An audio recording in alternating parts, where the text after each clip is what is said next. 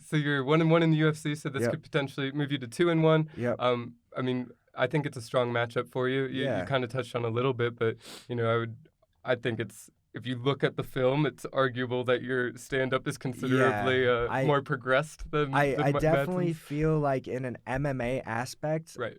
I am ahead of him in all of the aspects of MMA. I'd agree with that. I mean, if we were doing a Greco-Roman wrestling match, I would definitely be like, yeah, he's better than me for sure.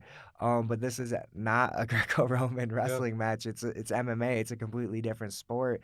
And what I feel like our team is so good at is I feel like we blend everything better than really most people out there. Mhm. And I think that's going to be huge in this fight with him being such a strong wrestler that I'm going to be able to blend what I need to do better than what he's going to be able to do and be able to capitalize on what I do better than what he does better. So, yeah, I'm definitely looking forward to the challenge. And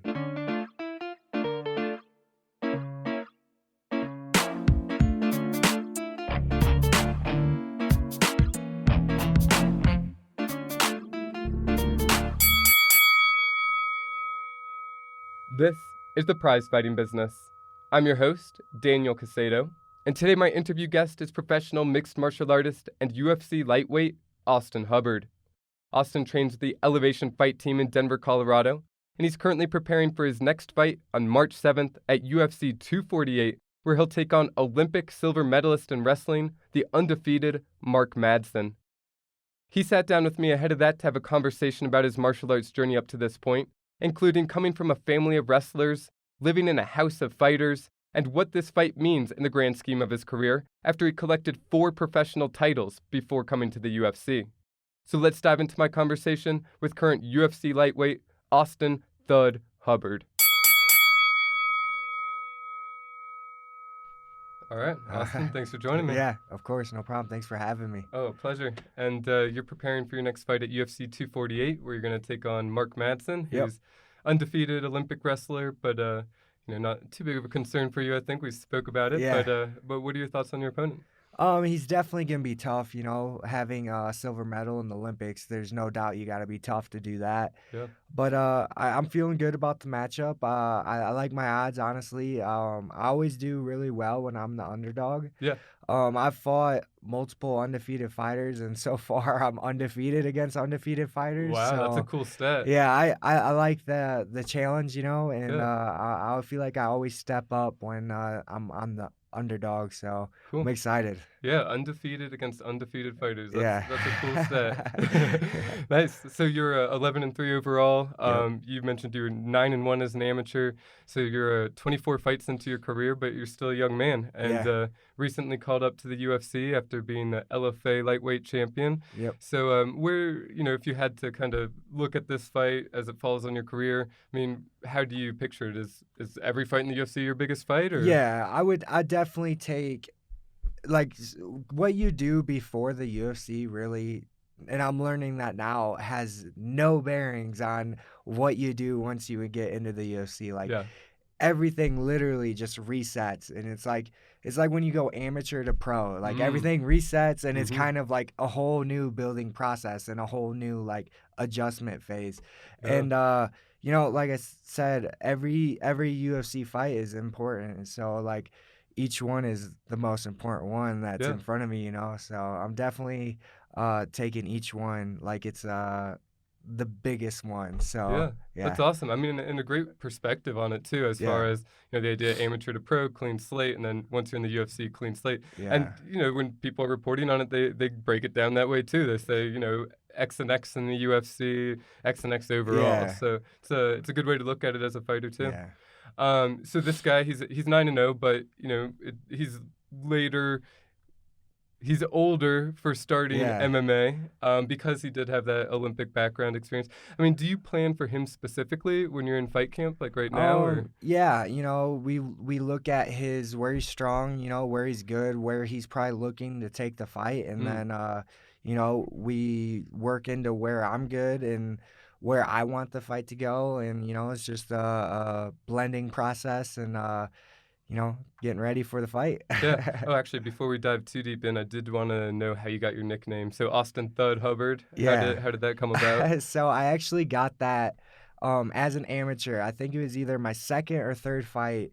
Um, I mean, it was never like one where I'm gonna be like, I'm gonna give myself a nickname. You know what I Right. mean? Like, I feel like that's something you earn. Mm-hmm. Um, and so, anyways, back to the story how I got it. In my fights, like the announcers, Caycedo, that call the fight and everything, they kept like I guess my kicks and punches were making a really loud thud Oh, noise. wow. So, when this film got released with the commentating and everything of my fights, and everyone just started calling me Thud because they started calling me Thud, Oh, and wow. it just stuck, and I just rolled with it. So that's how I got it. That's a hell of a way to earn a nickname. I like that. Yeah. Cool. This episode is brought to you by 5280 Wealth Management and their financial coaching program. For just $249 a month, you can add your own financial coach and advisor to your team. A financial coach at 5280 Wealth Management can help you analyze your cash flow, create a budget, a savings plan, and invest your money to reach your wealth building goals. 5280 Wealth Management assists you in aligning your values with your goals and then building a plan to achieve them. So take control of your finances and your future with 5280 Wealth Management. Visit 5280wealthmanagement.com/financial coaching to learn more and use code TPFB at checkout for 10% off your first month's service. So Austin Thud Hubbard. Yep. So this will be your third UFC fight then? Yep. You fought Davi Ramos and then coming off your win over Kyle Prepolek. Yep. And you sustained a leg injury in that. So I did. what happened there? Basically, it's just like a freak accident. I feel like I've had fights where I've been kicked way more times than Right. I got kicked in that fight. Because So you won. yeah, all yeah, three rounds yeah. pretty handily. I just got compartment syndrome. So basically, the swelling in my leg got so bad that it was cutting off all the nerves and blood flow to my muscles and Huh. everything in my leg. Mm-hmm. And yeah, they had to cut it open. So I have a scar from my knee to my hip, Wow. basically, where I was in the hospital for a week after my fight in Vancouver. So you had to stay in Canada? Yeah, yep. And I ended up having 3 surgeries. Damn. I had what's called a wound vac on there all Mhm. week, where it's like basically a big sponge with the open wound, and it's just sucking out all the fluid and Hmm. swelling and all that. So I had that, like I said, I was in the hospital for a week, closed me up on, I think it was a Friday, and then I flew from Vancouver to Chicago, 'cause my hometown, Hmm. and drove from Chicago to Sterling, which is like a 2-hour drive. Wow. But yeah, it was not the way I envisioned my post-fight celebration Yeah, to go. interesting. But your buddy Curtis stayed with you the whole Yeah, time. he Like a did. bro. Yeah, I That's had what's up. Curtis and I had my girlfriend, so I Nice. couldn't have asked for 2 better people. For real though, it's definitely got to be comforting at least Yeah. having those people there with you Yeah, during definitely. a weird Yeah, time. yeah. Cool. So what's fight camp like for you right now? So we're March 7th. Right now it's like January 20th exactly. Yeah. So you're about 6 weeks out or Yeah. so. I've been struggling getting over this cold and whatnot, Yeah. so I'm just trying to get healthy right now, but just a lot of work, honestly. Besides the game plan, my camp pretty much is the same as every camp. Hmm. I'm big into working hard, training 2-3 times a day. Oh, wow.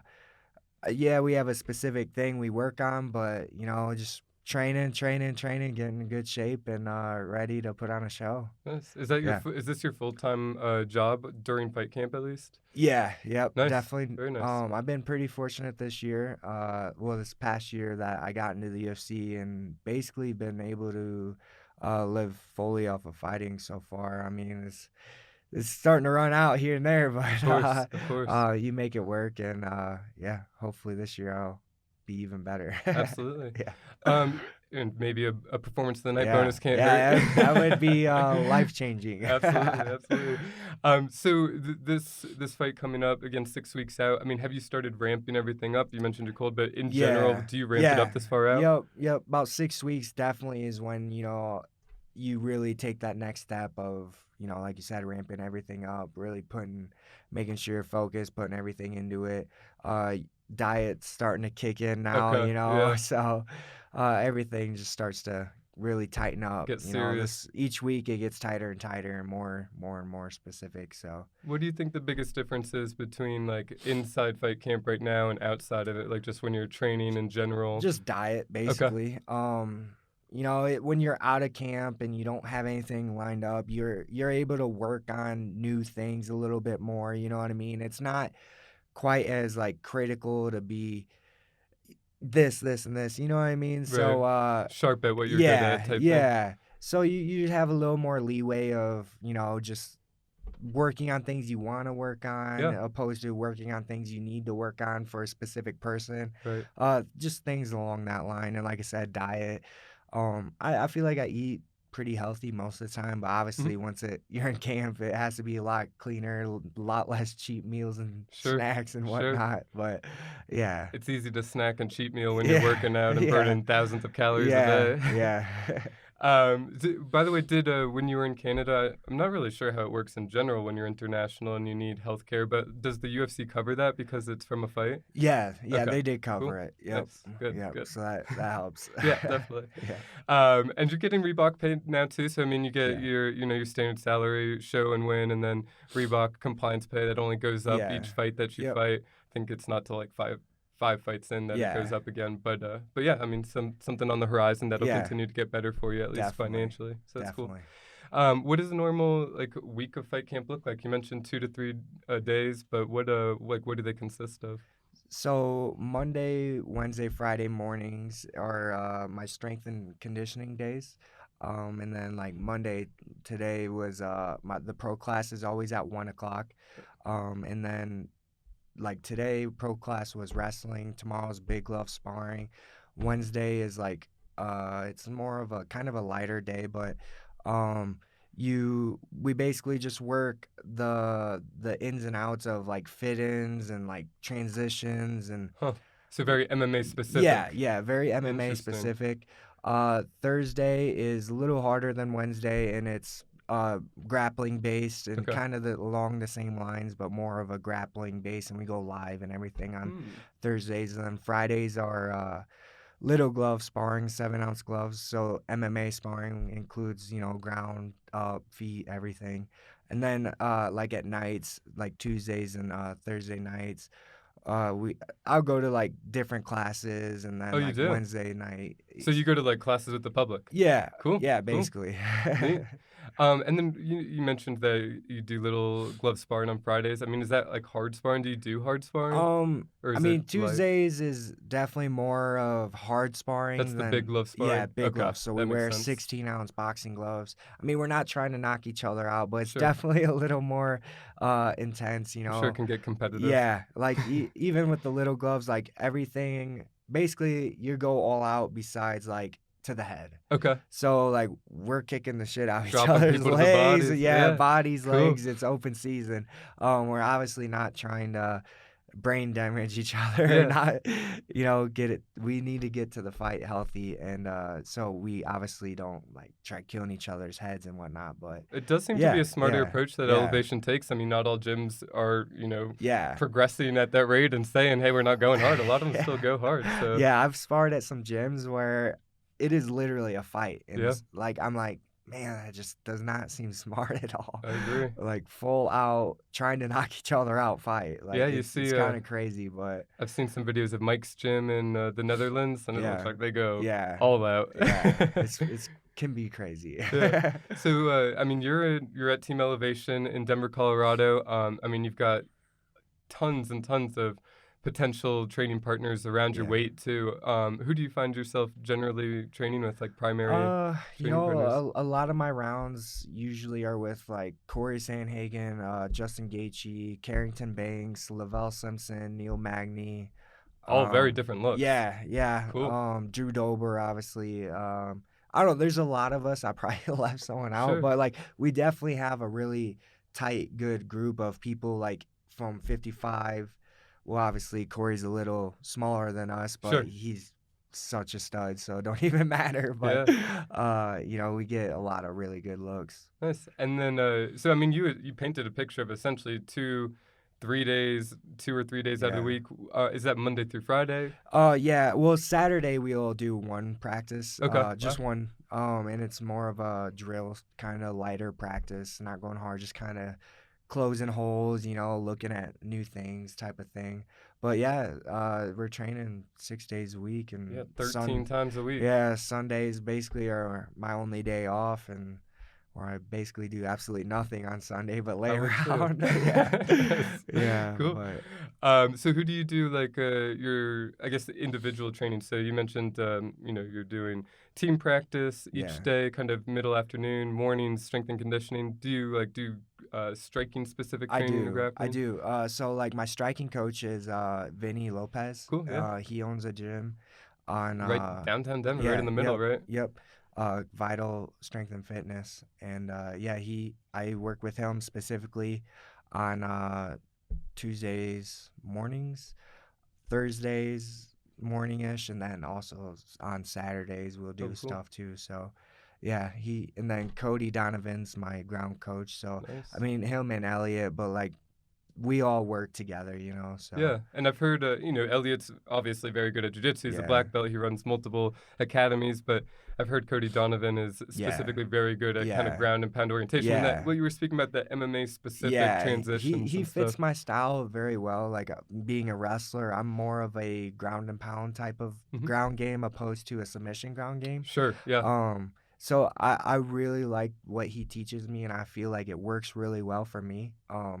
In my style and what I want my ground style to be. Right. So, yeah, it works great. But like I said, we also, I'll listen to what Elliot Mhm. and work with Elliot time to time as well, and take what I can from him. Neat. So try blending it all in. That's right. Yep. Who do you generally have in your corner? It is Vinny and Cody, and then Curtis. Cool, cool. Yep, Wow, yep. wealth of knowledge. Yep. And Neat. then for Curtis's fights, it's always Vinny, Cody, and me. So it's like Cool.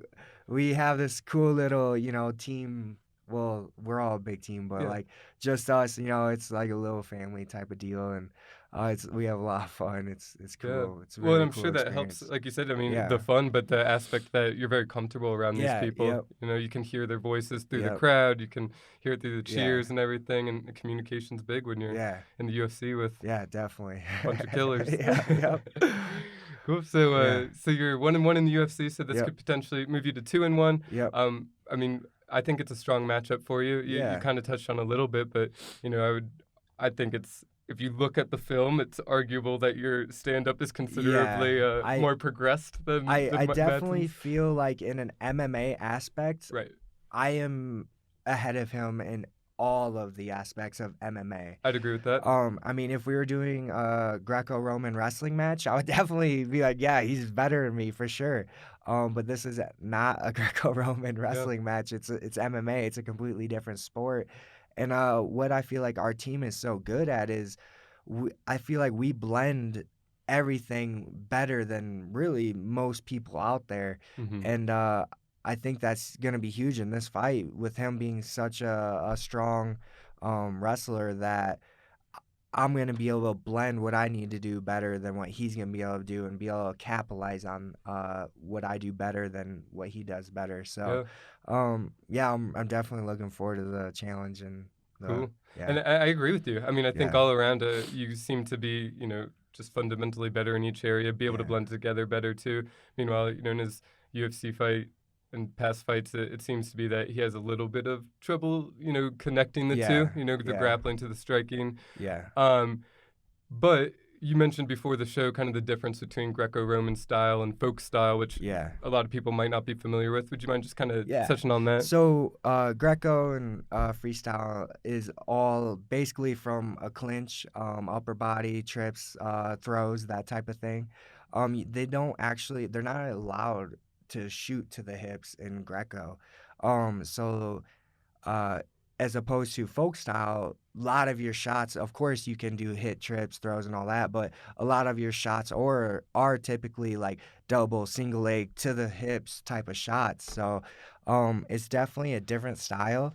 Um, in when you add striking to that, it can be dangerous if you're not very proficient to get to those hips, if you're trying to get to those hips and or the clinch. So Yeah. it'll be interesting to see how it works out. For sure, but I mean, traditionally, Greco-Roman's a little more popular outside of the U.S. because it's more Olympic style, but the U.S. has picked up folk style, especially when you're younger, training in middle school, high school. I think college, NCAA. It's only folk, or I mean, it's only freestyle if you're doing the off-season wrestling, really. Yeah, basically. Did you ever do that through your time? I wrestled a ton, I would say I've wrestled and started wrestling before 8th grade, but like team wise and really taking it serious and everything. 8th grade is like kind of when I started like in the serious aspect of it. And so I obviously wrestled 8th grade and made it to state that year, then wrestled. Oh wow. Yeah, and cool. And that was in IKWF, which is I don't know how they do it out here, like opposed to Illinois. I'm from Illinois, so there's IKWF and then IESA, I think it is. And that's like how big the school is? No, IKWF it's kind of its own organization, kind of a little bit, and then like IESA is like the middle schools. Gotcha. Okay. Yeah, it's different. They say IKWF is harder.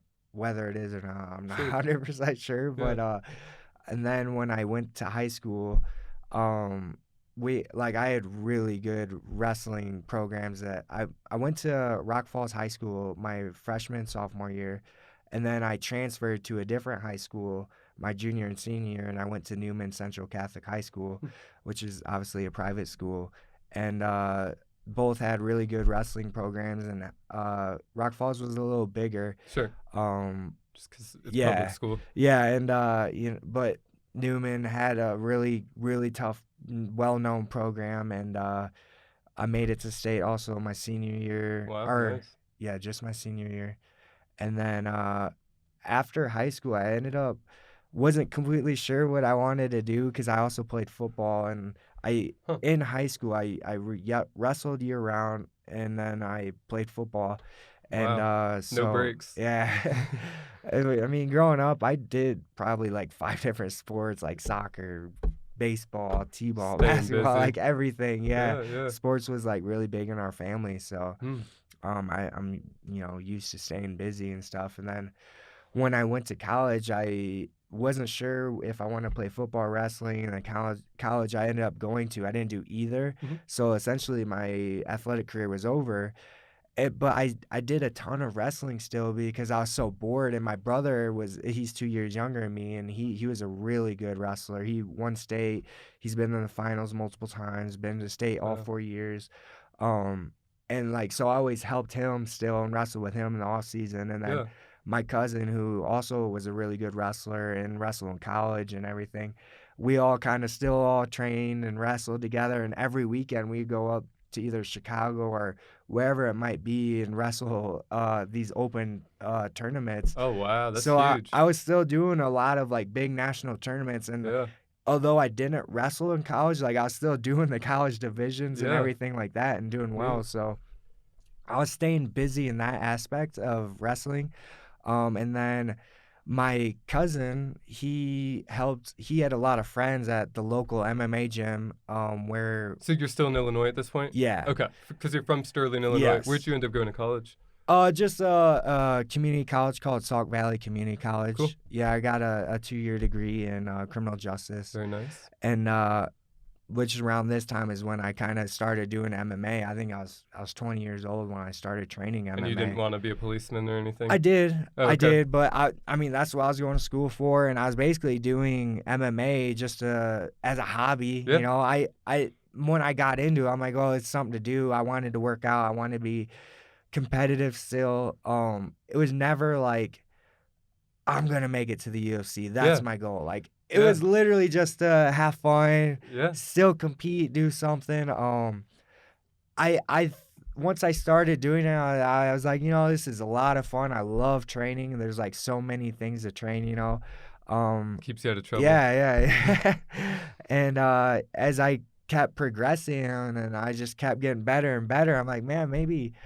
And as an amateur, I finished all my fights, I think, besides 2. Wow. And you know, I'm like, all right, well, I think I can go pro. I beat pretty much all the who's who of the amateur level in that area in the Midwest. And So you were still in Illinois when you were fighting throughout your amateur career? yeah, Oh, yep. okay. What martial arts gym were you going to? The gym was called Combat Zone, Okay. and another gym with Joe Laughlin. It was called Asylum Barn, and I trained with both of those places, and then Combat Zone ended up closing, and then I started cross training with. I was staying with Joe at Asylum, and then I was still hitting pads with the old coach at Combat Zone, but I was also going to Militich Fighting Systems. Oh, wow, neat. Yeah, so I was kind of in those three gyms were like my home gyms. They're all close, you know. And at that time, Milicic is, I mean, straight Yeah. killers. That's Matt Hughes, Tim Sylvia. Yeah. Well, I mean, they're all gone by Okay. the time I was there, Sure, but sure. we still had a very tough, you know, team, competitive I team. mean, it's that lineage. Yeah, The yeah. expectations There's are high. still a lot of going on, you know, a lot of really quality fighters. It's a banging style gym. Yeah, yeah. And so it wasn't till I was 4-0 and I had all 4 finishes. I was like, you know what, maybe I can really take a run at this and just see where it goes. And at that point, like I absolutely loved training, like fighting, like it was so fun to me. And so that's when I decided to pick up and move out to Colorado.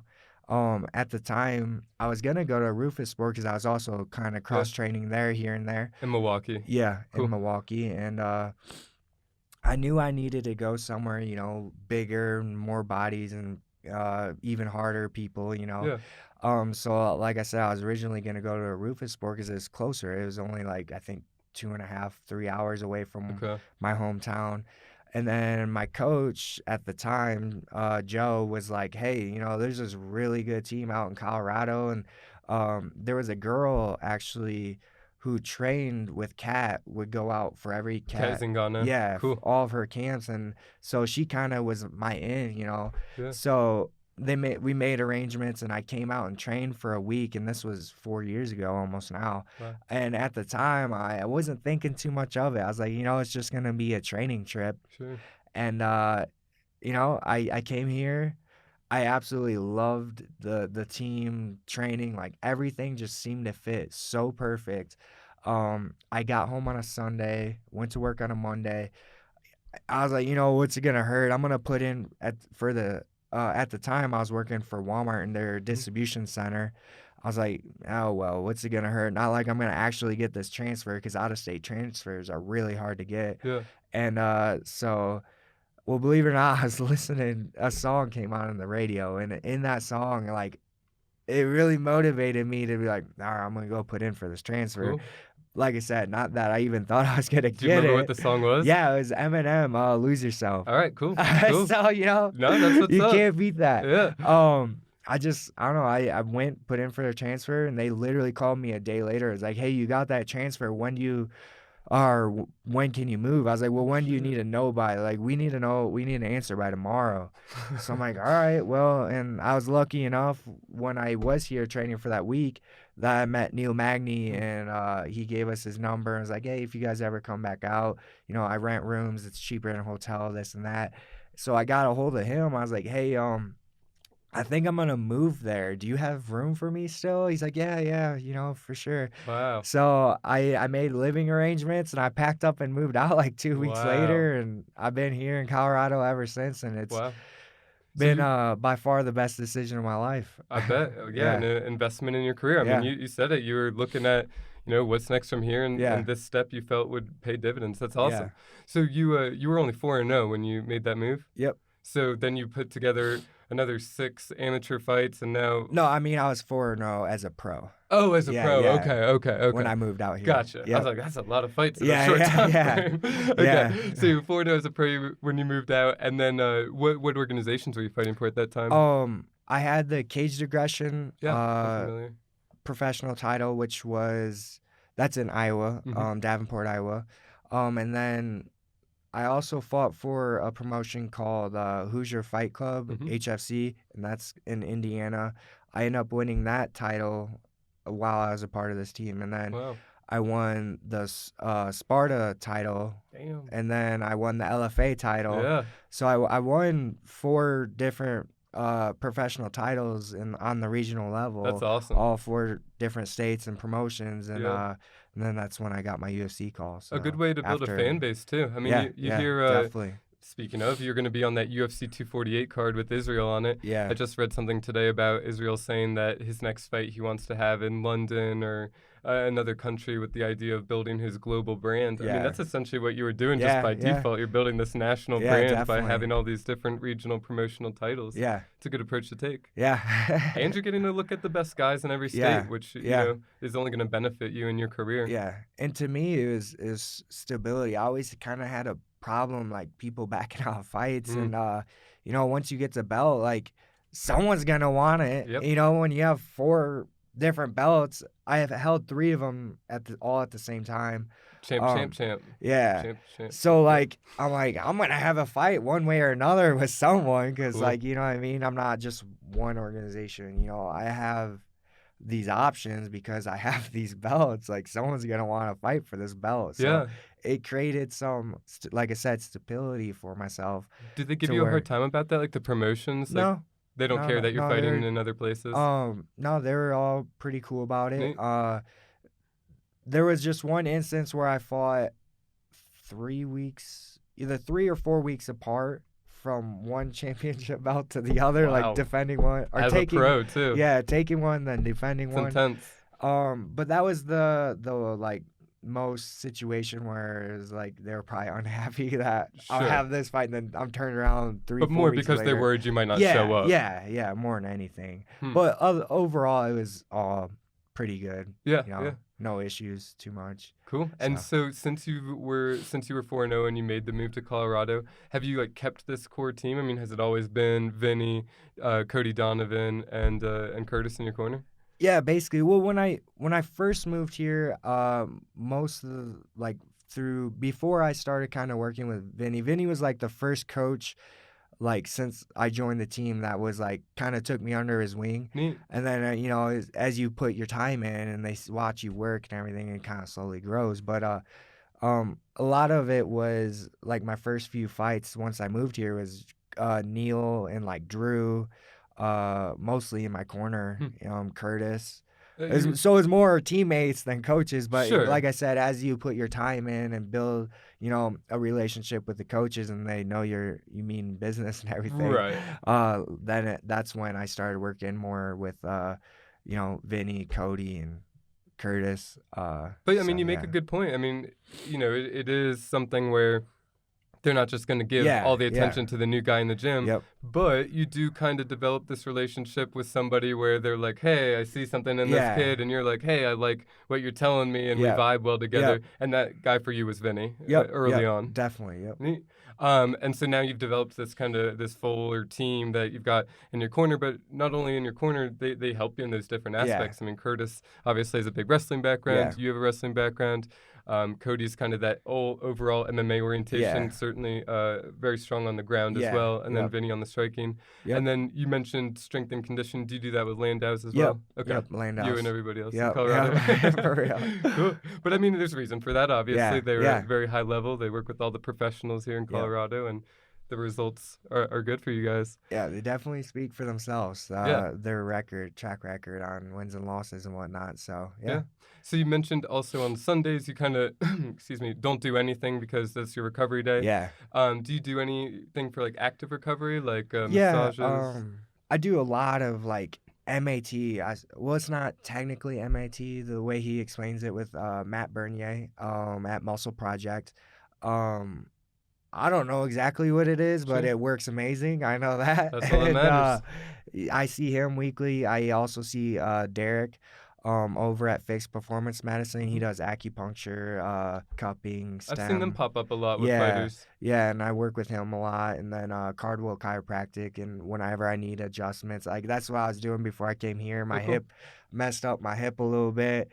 Popped it back in, and now I'm ready to go. So, like, I have a really good recovery team. Yeah, it sounds like that, they all hit a different type of area of recovery, and it just works out really well for But a me. lot of body work. Yeah, yep. Yeah. And you Keeps just feel like it keeps your body fresh or like Yeah. recover faster, not so sore. Keeps everything on point, recovery faster, all that stuff. So yeah. So I mean that's a very full schedule. Yeah. So do you Yeah. do like anything outside of that stuff, or is that it's like that's it, and then when I'm at home chilling? Basically, especially during fight camp, I'm training, I'm running one practice to another practice, and then usually between that second and third practice, I have a dog, and I'll take him for like a 2.5 mile walk. Nice.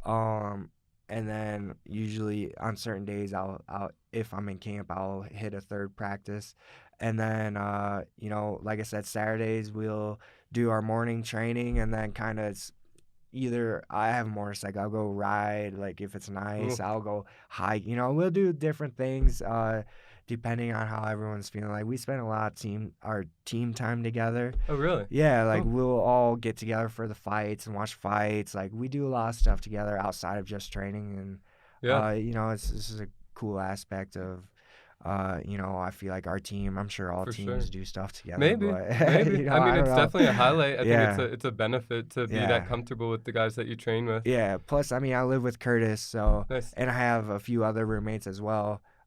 So like I'm never like if there's something I want to do, I can go Right. do it, Right. have someone to do something with. So Yeah, and pretty active in yeah, your yeah. hobbies as well as Yeah. far as hiking and motorcycle. Yeah. Cool. So it's cool. What about your weight cut? I mean, what do you normally walk around at outside of fight camp? I can get up to as heavy. The heaviest I've ever been, I was like 189, but that was like before I started fighting. Sure. The heaviest I've ever been since I've been fighting is like 185. And I can pretty regularly, if I'm not in camp or like kind of, just out of camp after a fight and everything, I've been relaxing and being fat, I pretty easily can be 80 to 85 range.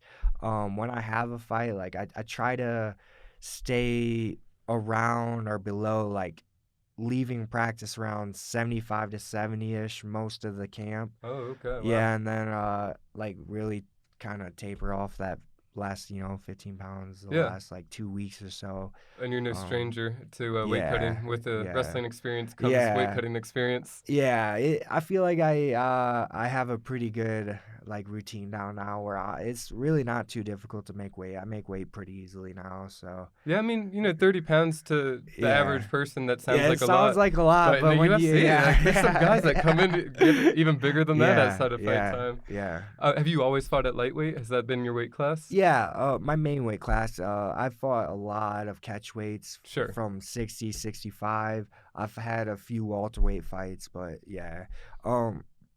I didn't even start making 55 till like my last probably two or maybe three amateur fights, just because okay. I knew I wanted to go pro, and I know going pro you can't just always have these catchweight fights. Yeah. So I kind of wanted to, adjust and be used to making that weight before I went pro. So when I went pro, I kind of have, I mean, each time, you dial it in a little bit more and more. Of course, So, now, like I said, it's pretty easy. Plus, I work with Trifecta and the UFC PI, and so Trifecta send me is meals and the everything. diet, So.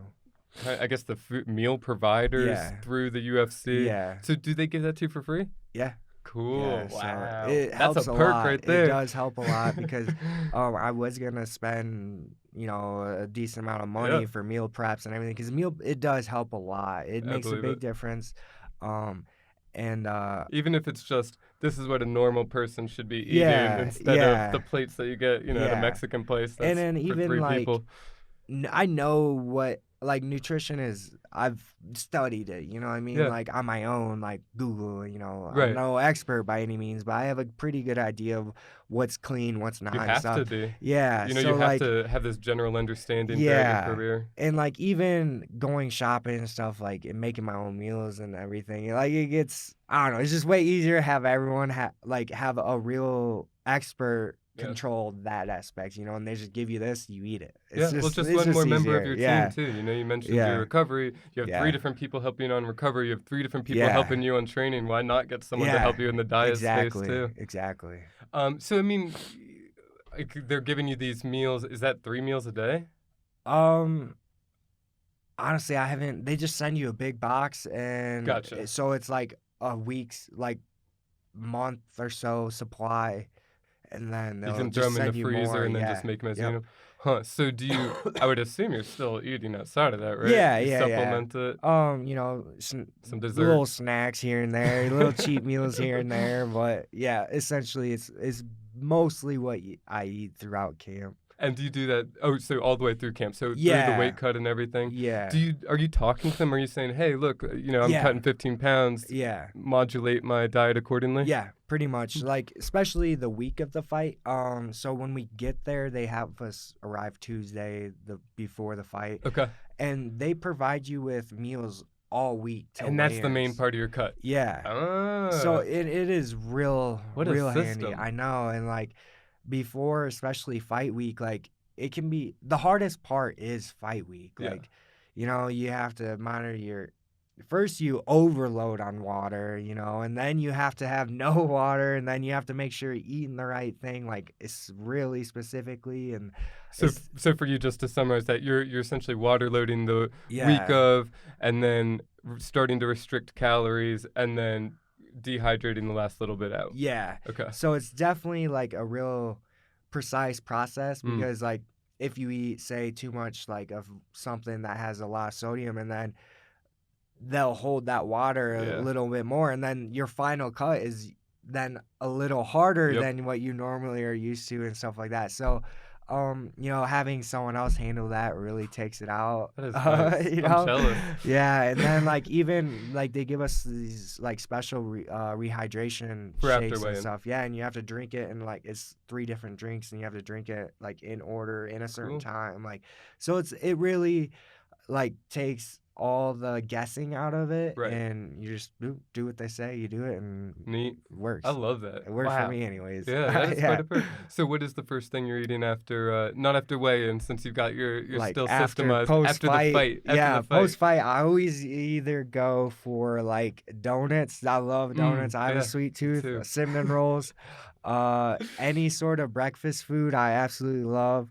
Cheeseburgers, pizza, really anything that has I'm open for business. Anything that's unhealthy is all I eat. So cool. Yeah, gotta let loose a little and celebrate. That's right. I agree. Yeah. So obviously after this last fight, it was a little bit longer time off because you sustained an injury.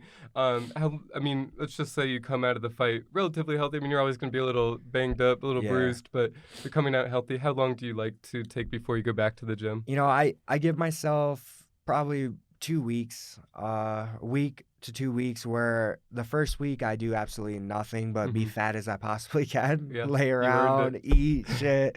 And then the week 2, I'll start, doing strength and conditioning again, and I'll still kind of take it easy, maybe ease back into, practice here and there, and then usually by week 3, I like to be, back in. If I don't have an injury, obviously, and depending on how the fight goes, head impact wise, if I'm gonna take a lot of punches, I'll stay out sparring longer because I've had fights where obviously you get hit more in some other fights, and really try giving my brain time to make sure it has a good recovery. So there's a lot of factors that play into it, but I would say a 2-week break is what I generally do, and like to kind of relax that 2 weeks and before I really do too much of anything. Yeah, and you mentioned that you like to have a ground and pound style because you have this wrestling background, but you also stand and bang with most of your opponents. Until someone decides to grapple. You're not looking for that takedown right off the bat by any means. No, yeah. So go ahead. When like I said, I wrestled for, all these years, and when I started MMA and doing stand-up was new to me. So, I don't know, I just thought it was really fun. And it is fun. So, I don't mind standing at all, and I've put a lot of work into my stand-up game to make it you know, where I think I could easily be a stand-up fighter if I didn't have the wrestling, you Right. know, but I try to make sure I use them both because one sets up the other and vice versa. Absolutely. So, um, I like the thought of me being just as proficient in one as the other. So, yeah, being standing and trading punches doesn't bother me at all because it's fun and Oh yeah. exciting. Fans love that. So, It's got to be um, confidence building too, though, yeah, knowing that yeah, you're comfortable wherever the fight goes and you can absolutely. dictate it should you wish. Yeah, absolutely. I mean, so you've worked with Vinny pretty much this whole time on your Yeah. striking. So he's, Yep. he's the guy that he's holding mitts for you, holding Yeah. pads for you. Yep. Yeah. He works with me and Curtis mostly. Hmm. He's added a few guys here and there. But we're like his kind of original two, at least since we've came to Colorado. We kind of came around the same time Okay. and kind of started working with Vinny around the same time. So it's been, like I said, a really cool growing experience with us just because like we've been like a trio for, you know, Yeah. couple years now, and like we said, it was kind of a first coach kind of gravitated and helped, you know. Which is cool. It's a cool Yeah, feeling when a coach is like, yeah, "Hey, I see something in you." yeah. And he for a guy who's never wrestled or outside of MMA, when he Right. did MMA, he is, I feel like, the best striking coach for a wrestler.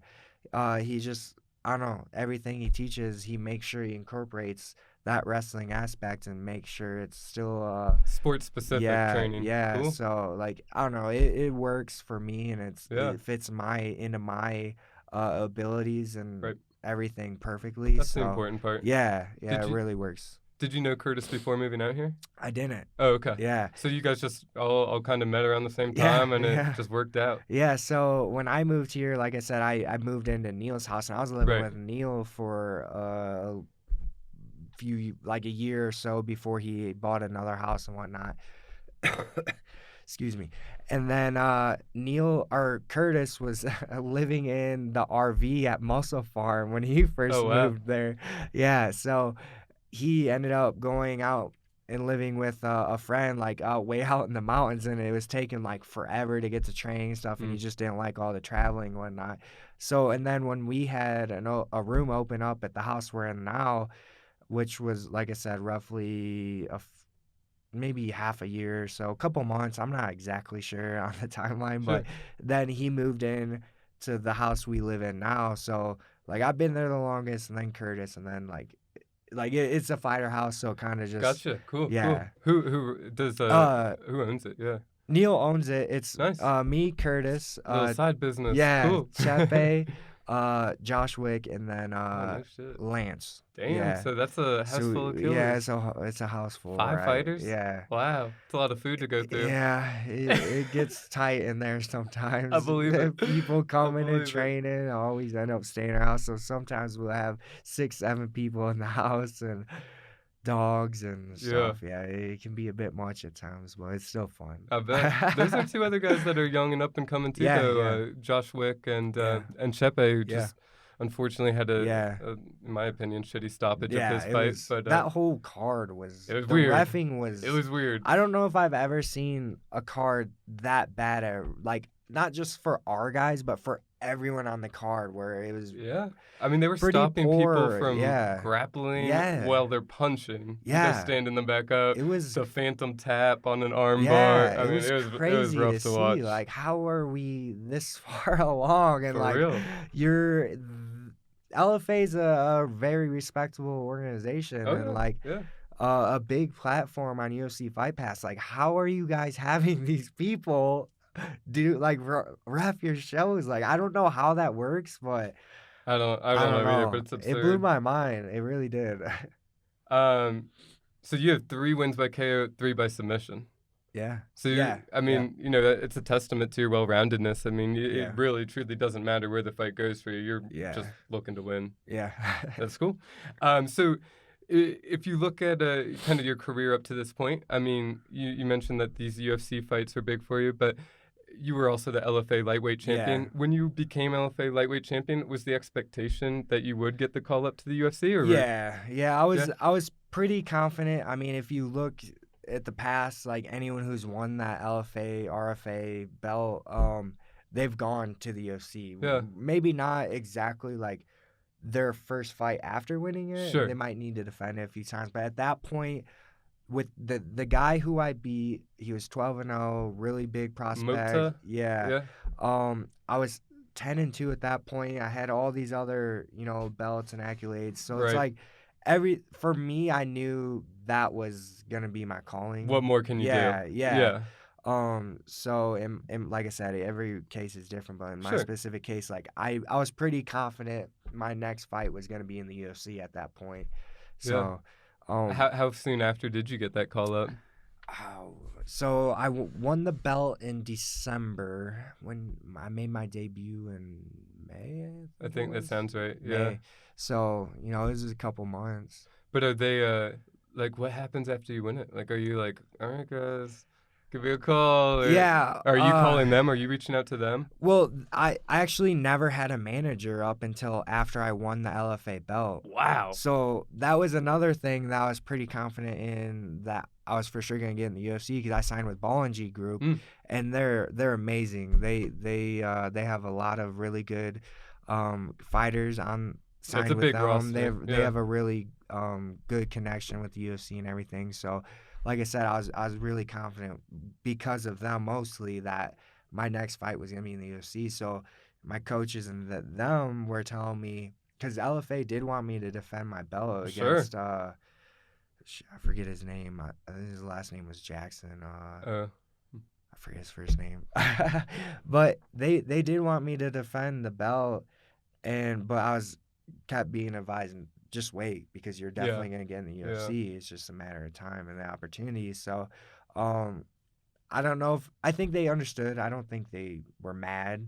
Sure. They understood the situation and where, the opportunities.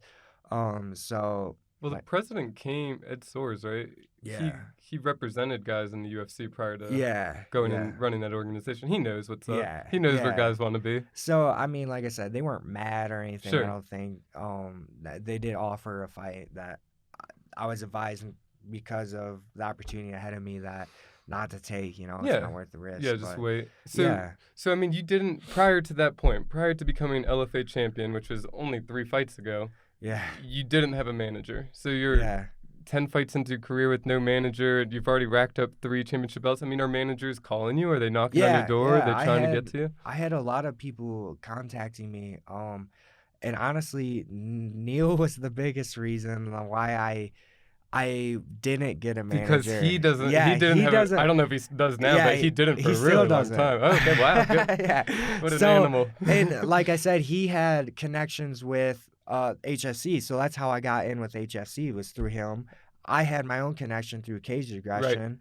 Right. And then Vinny was friends with Sparta and had that connection, and they're local. So like I had these connections to where, and then obviously being a part of Elevation and everything, so I got the connection with LFA through them. Wow. So I didn't really need a manager at that point. Yeah. And like I said, after I won that, I'm like, all right, well, I'm hopefully going to get signed to the UFC soon. And I talked to a lot of different people. And Ball and G was the only people that I talked to that were different from everyone I talked to. You know what I mean? So they stood out to you. Yeah. And I really just got a really good vibe, and everything that they're saying and everything I just really liked. And so I signed with them, and it's been great. So what do you think, just for people that are kind of in that spot in their career where maybe they're, back end of the amateur career, beginning of pro, and they don't have a manager, what is the biggest difference in your opinion between not having a manager and then signing with one? So it's kind of hard for me to even say that, because in my position, I made these connections with promotions, you know what I mean? You just put in the work that they would do, essentially. Yeah. So you just they're saving you work. Yeah, win fights and people are gonna want you. You know what I mean? Like I said, it's hard. Like, if I do think managers help getting fights. They give you more opportunity for that. Like, and obviously you need to win fights and get fights to make it to the UFC. So there is benefit, but like if you have the connection and you can do it get a steady stream of fights and And you don't whatnot, mind. yeah, without a manager, then you can do it without Yeah. just the same. So can you say specifically, I mean, Balanji was your, perhaps not into the UFC because you have the resume, but they like made that direct connection for you? Yeah, Nice. they definitely like help bridge that gap. Yeah, that's a good You way know, to put I it. had, like you said, the resume, you know, the belts and what I've accomplished. I was 10-2 at the time, so it was a pretty solid record. And then they helped make the connections because they have the connections, They obviously, know who with to call, they know who to yeah. talk to. So The people pick up their phone yeah, calls. yep. Nice. So I mean, you did a good job just in general painting a picture kind of how you got here through your journey. And if I could just recap it and certainly fill in any blanks, Yeah, but I mean, you started wrestling middle school, but got serious about it around 8th grade. yeah. Um, you come from a family of wrestlers. Do you still grapple with your brothers? No, No. he doesn't wrestle anymore. He Sure. wrestled at UW Whitewater in Wisconsin. Okay. Wow. It's a He Midwest doesn't. program. Yeah, Damn. he's not wrestling anymore, and obviously he lives back home still, and I live here. So, Sure. I don't. I mean, when I go home, sometimes we'll step on the mat and roll around, you know, for fun or something. But Right. Right. yeah, Okay. the days of our competitiveness is pretty much over.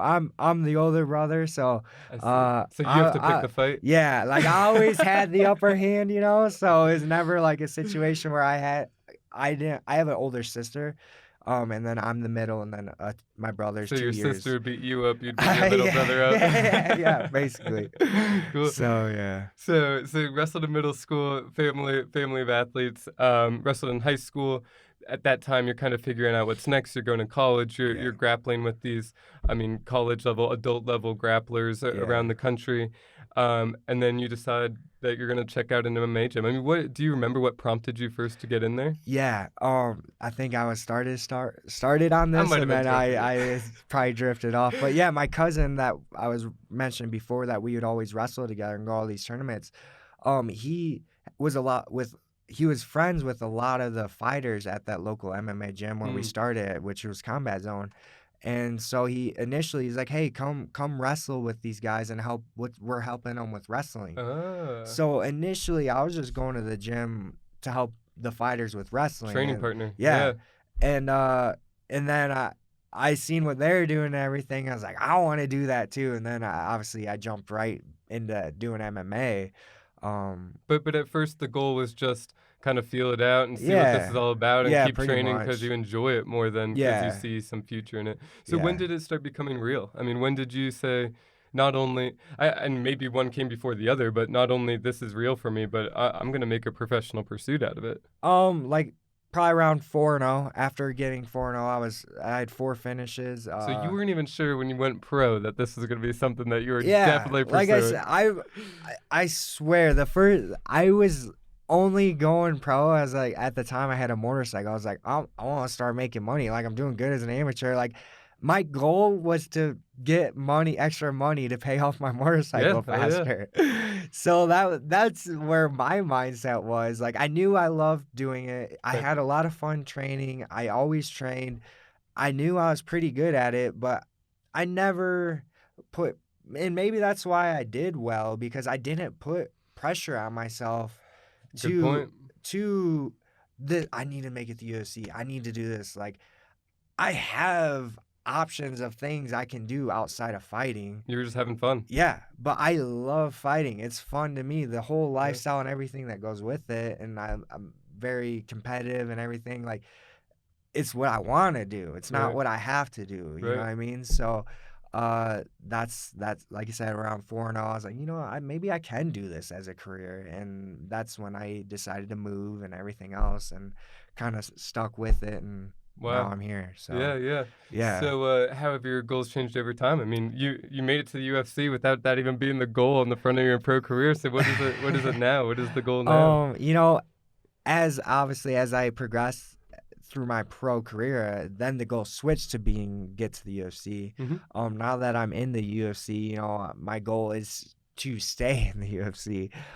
You know, I want to keep winning these fights and like my 3-year goal, like plan right now is like within the next 3 years or so, like I want to be in the top like 15 at least, top 10, and working my way up to eventually top 5, and then, like keep progressing. So. And your teammate's knocking on the door right now, Yeah, Drew Dober with another big win. Yeah. I mean, so is that something that you look at and you're like, hey, these guys are doing it. Yeah, I can do it too. Definitely give me a lot of drive and motivation because, just in my weight class, Drew and Gaethje, I train with on a daily basis, and they're doing great, obviously. And, and I see their success, and I want to copy that. I want that too. So it gives me great motivation. Damn, actually, now that I think about it, Andrew, roommate. Yeah. In the heavyweight division, Corey really, in the bantamweight division. Everyone I'm around is, they're where I want to be. So it gives me a lot of motivation to keep working and try getting there. So yeah, and it just shows you how much that investment pays off in your career too. I mean, that was what you said. Was one of the primary drivers for moving to Colorado was I need to be around a gym where I've got more training partners, but training partners at a high level that are have the same intentions that I do with my career, and it's paid off, and you guys are all now reaping those rewards. That's pretty sick. Yeah, it's cool. I bet. It's crazy because like you work for this like certain thing, and you think about it. It's the only thing on your mind you're working for. You make all these sacrifices, and then when it happens, it's like, oh my God, it's crazy. It's here. But I mean, I still got a lot of work to do before I'm really happy with where I'm at. But it does feel good knowing, you're on the path, and each milestone you're getting to, you can check off and go on to the next one. So how old are you now? I just turned 28 the end of December. Happy birthday. Thank you. 28, so I mean, you're really only like, 8 years into your career? Yeah. I mean, specifically MMA and fighting. Yeah. So you still do have, theoretically, the potential is limitless as far as what you could evolve into and continue kind of up this, you're in a killer weight class as far as the depth of the pool, but you have time on your side. That's neat. Yeah. It's exciting. It is. I'm excited for you, man. So just to recap, your fight is March 7th against Mark Madsen, 9-0 in UFC 248. What's the location of that? Vegas. Vegas, cool. Nice. T-Mobile Arena. First time fighting in Vegas and first time fighting on a pay-per-view card. So, sick. I mean, I'm sure I'm not going to be on the main card, but still, it's no, cool. that's a big deal. That's a big deal. A numbered card. I mean, that's cool. And Israel Adesanya. I can't believe I'm blanking on his name. Yoel Romero. I mean, shit, regardless, worst comes to worst, you get to watch a cool fight at the very end of it. So I mean, you've had a cool journey. You're on the precipice of, making a run towards the top 15, like you said, next 3 years, ideally.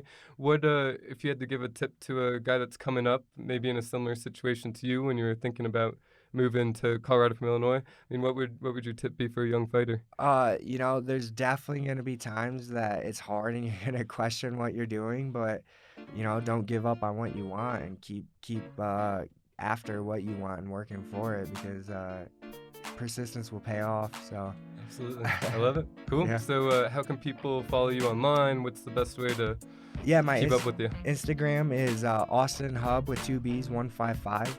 And that's same as my Twitter, but honestly, I'm not much of it. I don't even know people that use Twitter. I think it's just for news organizations and trolls. Yeah.